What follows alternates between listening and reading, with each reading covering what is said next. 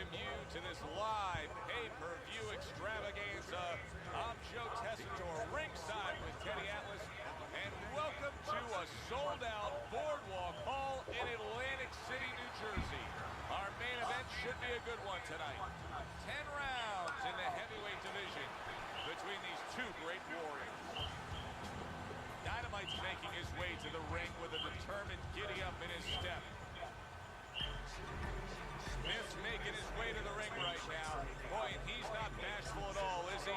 Look at him, confidently making his way down for this contest.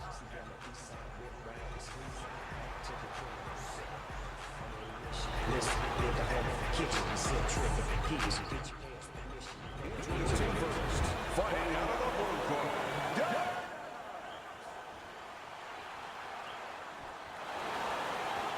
And his opponent, fighting out of the red corner, Smith.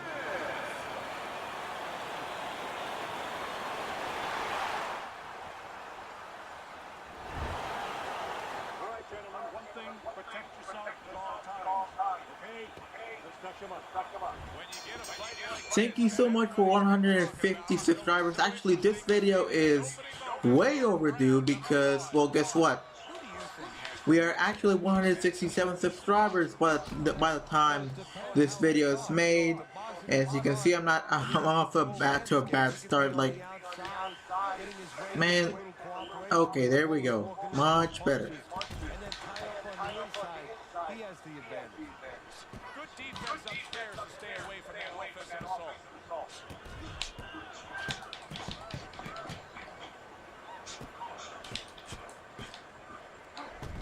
Oh, right to the stomach. That guy in the morning, I won't be able to eat my pizza. That's my diet.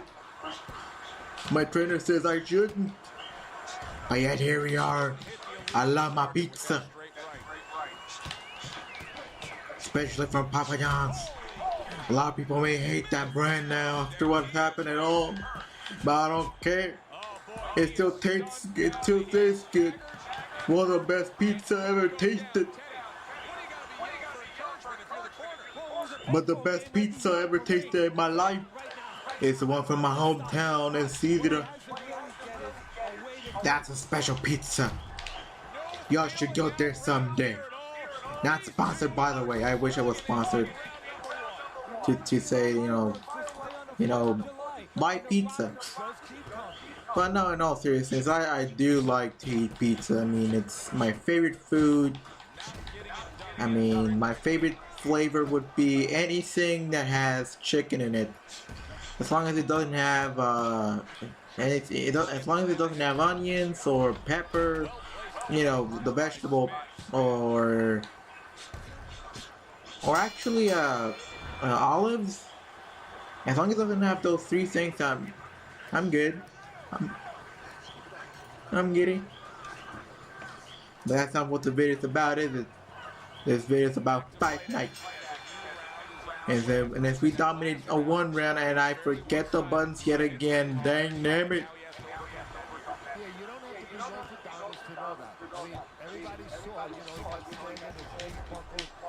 Dang damn it. But you have to really know why you get hit and correct that immediately. Ooh boy. And I can sense that this guy might be down and out any moment soon. Dang it.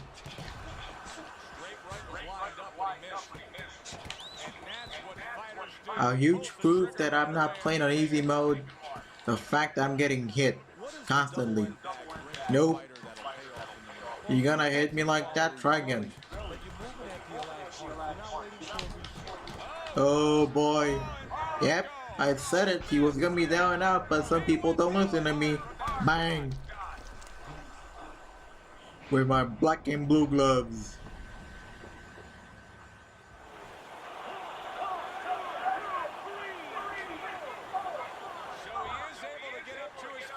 Are you continue?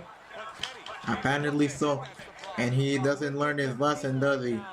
Bang, bang, bang, combinations galore.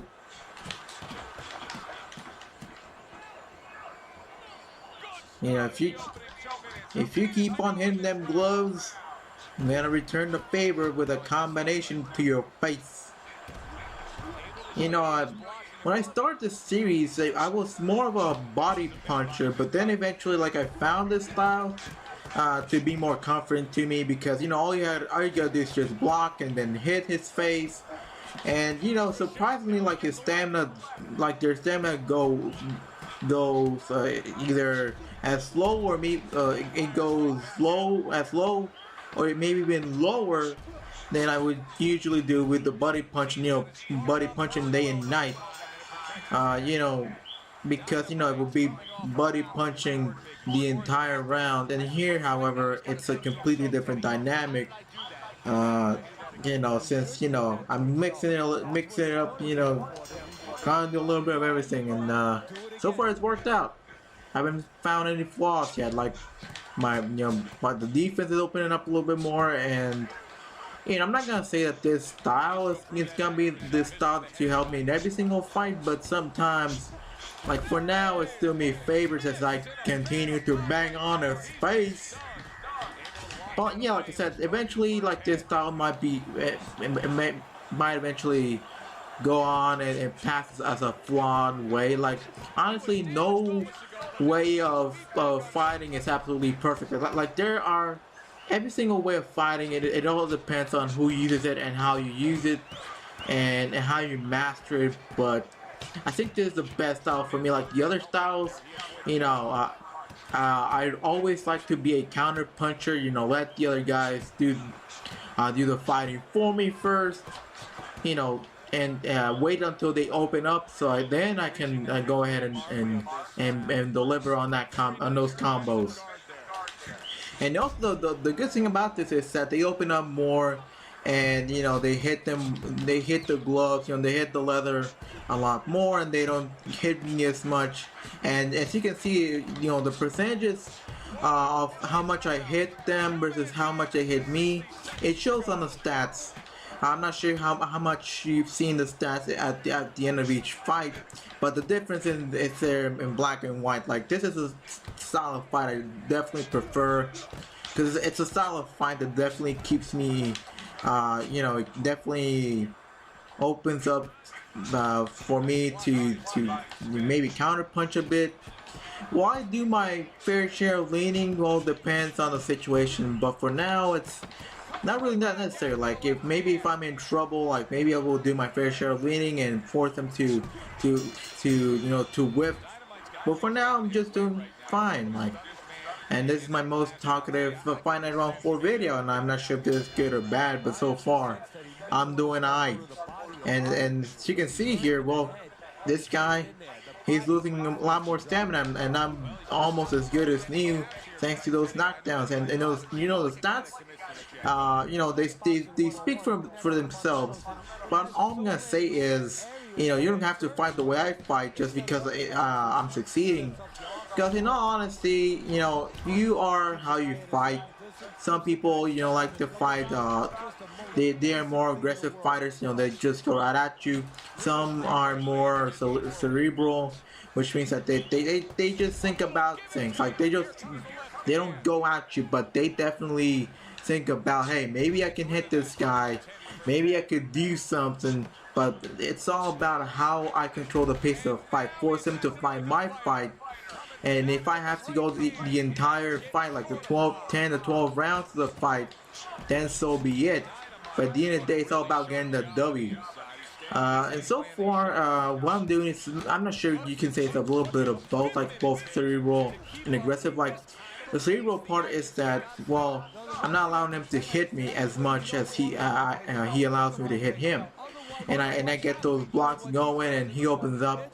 But the aggressive part is that once he blocks me, I go at those combos. I don't like I just let those punches flow. I may hit, I may miss, but since he opens up for maybe a second or two, that's more than enough to basically you know, get my counters going. And not every single punch is gonna be a counter. I understand that. I mean, if I get more counter punches when I do my leans, but the downside to doing my leans is that it will not always work. Sometimes it's more flawed than actually just trying to block and hit. But the thing is with blocking and hitting it, you just can't be blocking all night. Like you gotta be block punch. Like you just gotta have those hands moving 24/7, because if you just go ahead and block throughout the entire round, eventually your arms are gonna tire, and that will lead to eventually your opponent's punches going through your defense. So you really gotta move those. You really gotta punch in order to make sure this tactic really works out.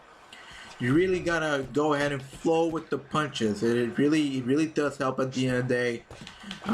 So yeah, going on round 5, people, and yet he doesn't learn his lesson. Like look at his stamina for a second, and look at mine. You can see the difference in stamina. Maybe it might be because I'm fighting a weaker fighter. Maybe that might be the case. Maybe when I fight a stronger fighter, of my caliber, maybe they will show that my tactics are a bit flawed. It all depends on how things go. Talking about how I select the fighters. Like as long as they don't challenge me, the way I do it is that I actually choose the weakest fighter within what. Oh my! Like I'm not gonna let myself get carried away like this. I'm gonna fight my way out of this. But as I was saying, like I choose the weakest fighter I can choose based on overall, because the first few years of the career of my boxer's career, it's all about developing my boxer. Like I'm not in a hurry to make him a champion or anything. Like the first few years should be about simply making sure that he gets to as close to perfection as possible, and then once he gets into the top 10s, where he becomes a true contender, then that's when I would start to unleash on the talent. And he got stunned again. But maybe I shouldn't do that exactly. Some of you might look down on me for choosing weaker fighters, but at the end of the day, it's all about developing the fighter. And maybe if it was real life, things wouldn't really work out that way. But this is a video game, so I'm gonna do whatever I want, and it seems to be working so far. Like I get those wins, I develop my fighter, and the way I've been developing lately is that I make sure to how do I say this? I make sure to get the power as high as I can. Like I get to 60, 70, 80, like 10 by 10, and then once I get to 60, 70, or 80, then I focus on other traits that I need to work on of my fighter, and that way I build them up and continue to build them up. Now the same with trying to develop your power, your punching power. The thing is that the exercises, the practices that you gotta do, your training that requires that give you the ability to build up your power, they're really difficult. And maybe it's just me, maybe I'm just that weak. I don't know how to play the game that well, or maybe those types of training is specifically. So I just auto train on those trainings that require me to just train on power. But the other trainings I do them by myself. The sparring, that's all me. And as he goes down again, and look at that sweet science, like bang. And man, that's gotta hurt. That's gotta hurt in the morning, man. I feel you. But anyways, like I was saying, like I only use auto training on my power stats because I just feel like that's a better way for me to develop my fighter. If I try to do it, if I try to do them by myself, it's gonna take a lot more time for me to develop that power. And then once I reach my goal for power, then I train by myself. I do the training on my own merit when it comes to the other stuff. I'm not gonna end the video just yet. Stay tuned. because I'm gonna show you what I mean when it comes to the practices and the trainings and stuff. But as I was talking about earlier, you know, the way I fight, look at those percentages, like the stats, they speak for themselves. But yeah, stay tuned because I got something to show you.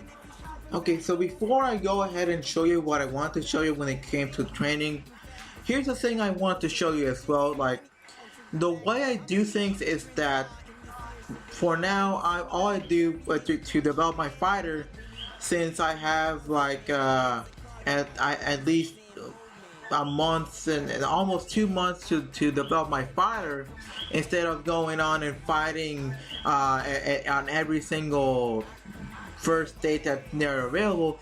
What I do is that I'm not sure if you understood me there, but the thing is, what I do is that I try to fight as soon as possible, but at the same time make sure that the fight also happens when I can do 2 training sessions at the same time, so that way I can develop my fighter, you know, build up on his his attributes and all that type of stuff, and make sure that my fighter develops better, you know, that type of stuff. That might lead me to, you know, how do I say it? That might lead me to kind of fight less times. But the real key to this is make sure that my fighter has, you know, it builds up, you know, a better overall attribute within a smaller window of time. So in here, for the next fight, which will be in the next episode, you know, I will have 2 training sessions, and that's exactly what I'm gonna do. And I will show you right now what I do for training. I will not show you the training right before I start the training. I will do it right now, but off camera. I will show you what I will do, and then we will end the video right over there.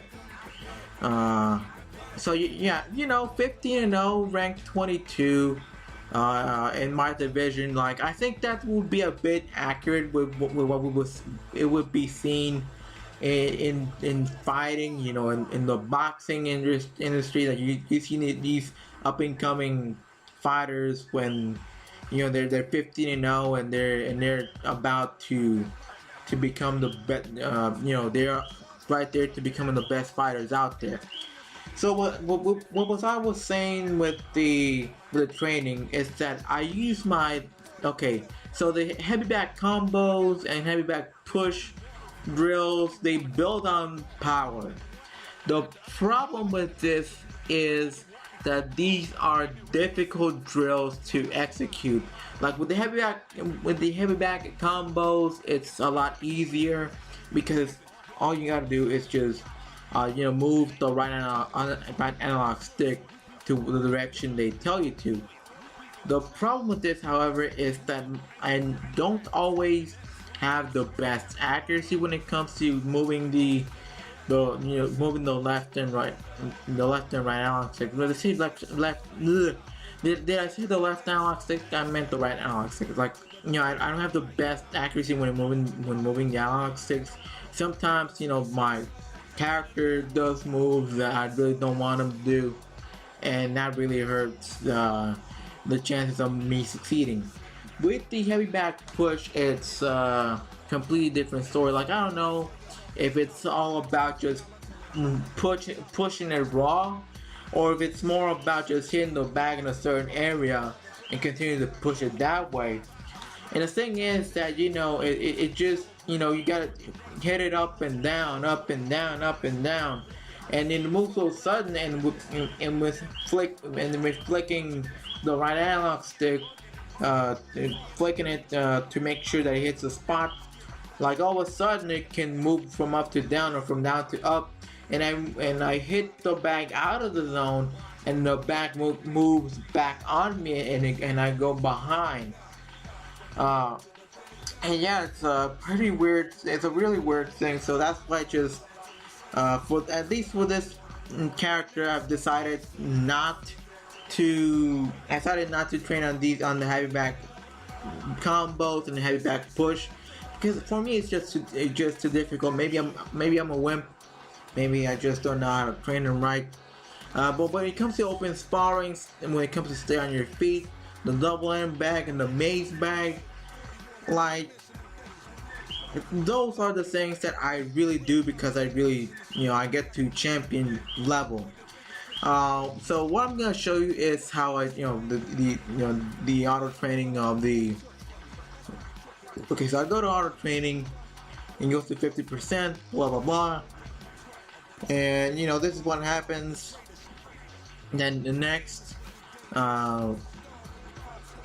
okay, so you gotta train again. So what I will do this time around is, okay, so that's was the heavy back combo, and then it's a heavy back push. So what I do is like I alternate between heavy back combo and heavy back push to make sure that my hand power for each hand is even. For this time around, I'm gonna choose a heavy back push, and with that we will end the video. And yeah, 72 and 72, like that's about right. The goal right now is to get to at least 80 hand power for each hand before I move on to the other stuff. It takes me less time to train on the other categories, but it takes me like only a couple of fights before I execute the other trainings perfectly. But when it comes to left hand power and right hand power, like it takes me the most time. So yeah, with all that being said, I've already trained for the following fights. So if you were curious about finding out how I did my training and stuff, there you go. The next fight will be against Ollie Graham. 11 wins, 7 knockouts, 13 losses and 3 ties. Was this the guy I faced earlier? Okay, before I end the video, I'm gonna hold up on that note. Let me just, okay, legacy menu. I've been talkative today. I don't know why. Maybe I don't know. Maybe today was my day or something like that. Okay, so going to me, I'm 22nd in the heavyweight division. Fight history, it was against Drew Smith. And as you can see here, I had 3 straight fights against Dale McDaniel. I mean, poor guy. I mean, I really feel for him. Like this guy, he couldn't even get past the 4th round. Yeah, like this. I had it for this guy, and then I faced him here, and he couldn't get past the 2nd round here. Like at least he showed a little bit of improvement, but it wasn't really by that much. And I really like my first fight, my 3rd fight were against him, and I want to fight him 3 straight times again.